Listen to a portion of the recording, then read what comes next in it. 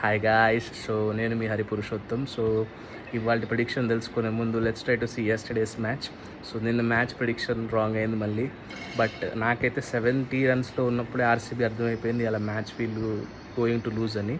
So but that uh side నిన్నటి merits and demerits చూసుకుంటే definitely నాకు ఏమనిపించిందంటే ఆర్సీబీ సైడ్ నుంచి నెవర్ గివ్ అప్ యాటిట్యూడ్ కనపడ్డది గైస్. అంటే see with that score they have reach to 200 అంటే ఇట్ ఈస్ రియలీ సూపర్బ్ అనిపించింది. And also coming to bowling, Kunal Pandya is like wow, అంతే నిజంగా super bowling by Kunal Pandya. And నేను ఇంకొకటి observe చేసిన ఏంటంటే జాష్ హేజల్వుడ్ నుంచి బౌలింగ్ చాలా బాగుంది. బికాజ్ తను బాల్ని ఒక కట్టర్ వేసేలాగా పట్టుకొని వచ్చి అంటే ఒక type of cross seam ball వేస్తున్నాడు. సో అదేంటంటే 130 స్పీడ్లోనే వస్తుందన్నమాట. సో ఆ బాల్కే యశస్వి జైస్వాల్ కట్ చేద్దాం అనుకున్నాడు, స్లో వస్తుందేమో అని. And he got out, keeper catch పట్టిండు. So that is good bowling by Josh Hazlewood. So that uh side అది ఆర్సీబీ గురించి. అది పక్కన పెడితే ఆర్ఆర్ సైడ్ తీసుకుంటే ఆర్ఆర్కి everything look really good. Vaibhav Suryavanshi is like knocking the door of Indian team guys. He is going to come very soon. And Dhruv Jurel played really well.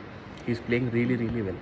So ఇవాళ prediction చూసేసరికి నాకెందుకో ఇవాళ ఎస్ఆర్హెచ్ గెలుస్తుంది అనిపిస్తుంది. అండ్ సెకండ్ మ్యాచ్లో again I'm going with CSK guys. CSK గెలిచిద్ది అనిపిస్తుంది. Let's try to see. Bye guys.